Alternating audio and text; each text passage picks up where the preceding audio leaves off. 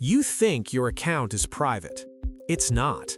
Right now, a file exists with your name on it, your fears, your searches, your routines. You built it yourself, one post at a time. Every privacy tool you trust has a back door. By the end of this video, you'll know exactly what those 6 doors are and why the people who figured this out stopped posting completely. The last one isn't even about technology, it's about how you think, and it's the hardest one to fix. Privacy settings and control. Public means anyone sees it. Private means only approved people do. You flip the toggle, the wall goes up. That's not what's happening. The privacy toggle is an audience filter, not a data filter.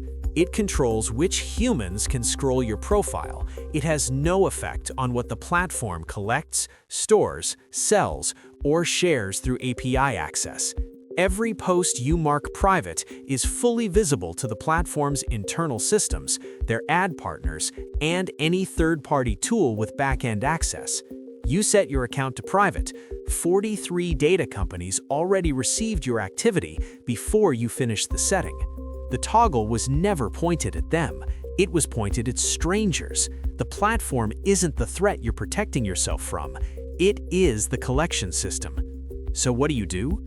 Treat privacy settings as audience controls, nothing more. They shape who sees your content. They don't limit who profits from your data. Once you understand that distinction, you stop mistaking visibility for safety, deletion, or ephemerality. You deleted it. It's gone. That's not what deletion means here. When you delete a post or story, the platform removes it from your screen. The backend doesn't move. Platforms hold data in backups, server logs, and compliance archives for months, sometimes years, sometimes forever. What you deleted was your access to it. Their access stayed exactly where it was. You delete the photo at 1 a.m., you feel lighter. But a copy of that image, with GPS coordinates, device ID, and a timestamp to the second, still exists on infrastructure you'll never touch. Deletion gives you closure, not erasure. Those aren't the same thing. So what do? Before posting anything, ask one question. Would I be fine if this existed permanently? Because it probably will. Make that your default, and the regret posts stop before they start. Anonymity or crowd safety. No name, no face, a username tied to nothing. You feel invisible. You're not. You aren't identified online by your name. You're identified by your behavioral fingerprint, your IP address, device ID, screen resolution, browser configuration, typing rhythm, login times, location patterns. Each signal alone is weak. Combined, they create a profile more unique than your face, and you never typed your name once. You make a secondary account, different name, different photo.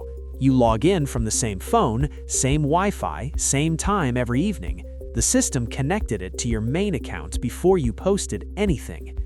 The crowd doesn't hide you, it gives you something to stand behind while you're being tracked from above. So what do? Real anonymity needs real separation. Different device, different network, different patterns, different times. A different username on the same phone isn't a disguise. It's a new label on the same tracked box. Consent. You clicked, I agree. You gave consent. You didn't.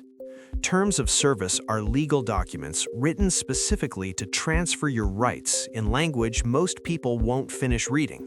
The average terms document takes 36 minutes to read. The average user gives it 8 seconds. That gap isn't an oversight, it's the design. Clicking Agree means they're legally protected when they use your data to train AI, build ad profiles, and sell behavioral data to third parties. It doesn't mean you understood what you signed. 40 seconds of scrolling, 1 click. You just licensed your face, your relationships, your search behavior, and your habits, commercially, permanently, across every platform they own or partner with. They didn't need your understanding, they needed your click. So what do? Before joining any platform, search its name with data sharing or privacy audit. independent researchers publish plain language breakdowns of what these agreements actually do. 1 hour of that reading tells you more than the full document, because it tells you what they buried. Everything so far has been mechanical. Buttons, settings, documents, systems you interact with. This next one is different. This one is inside your head. Nothing to hide. You've heard it 1,000 times. You've probably said it. I'm not doing anything wrong. I have nothing to hide. It feels reasonable, mature, like the calm, rational response. It's the most effective piece of psychological engineering in the history of digital surveillance, and it was entirely intentional. Nothing to hide didn't grow naturally from public thinking. It was a planted idea, one that quietly rewrites the entire privacy question in the most useful possible way for the people collecting your data. The question stops being, should they have access to this? It becomes, do you have a reason to keep it secret? The burden shifts from the collector to you. Privacy stops being a right, it becomes a confession. Want it? Must be hiding something. You have nothing to hide, but your search history holds medical fears you told no one. Your purchases map every financial pressure point in your life. Your location shows everywhere you've been, the easy ones and the ones you wouldn't explain. Your connections reveal your politics, your relationships, your vulnerabilities. None of it is criminal. All of it is usable. The people with your data aren't looking for crimes. They're looking for patterns, predictions, pressure points, things that make you more likely to click, buy, believe, or comply. You were never a suspect. You were a model. Privacy was never about guilt. It was always about power, who holds yours, and what they do with it when you're not watching. Performative safety.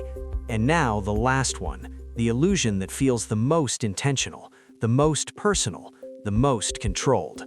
The close friends list, the Finsta, the private inner circle you built yourself. Your close friends list tells Instagram who you trust. It doesn't tell Instagram to stop collecting what you share with them. Your Finsta is a private account sitting on public infrastructure owned by a company whose entire business model runs on knowing everything posted to it. And every person on your list is a leak point, their devices, their screenshots, their own agreements with the platform.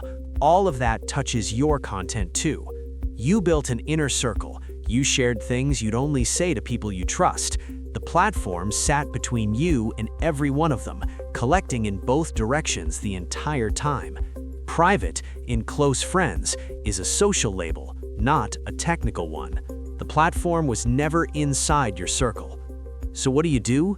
Treat anything posted to any platform as platform accessible, regardless of which list it goes to. If the information can't exist on their servers, don't put it there. The only truly private message is the one that never touches someone else's infrastructure. This wasn't a warning, it was armor. None of those tools were built to protect you. They were built to make you feel protected. Now you know the difference. Post with intention. Assume everything is permanent. Assume everything is visible. The most dangerous person online is the one who sees clearly. That's now you. Silence isn't paranoia, it's strategy.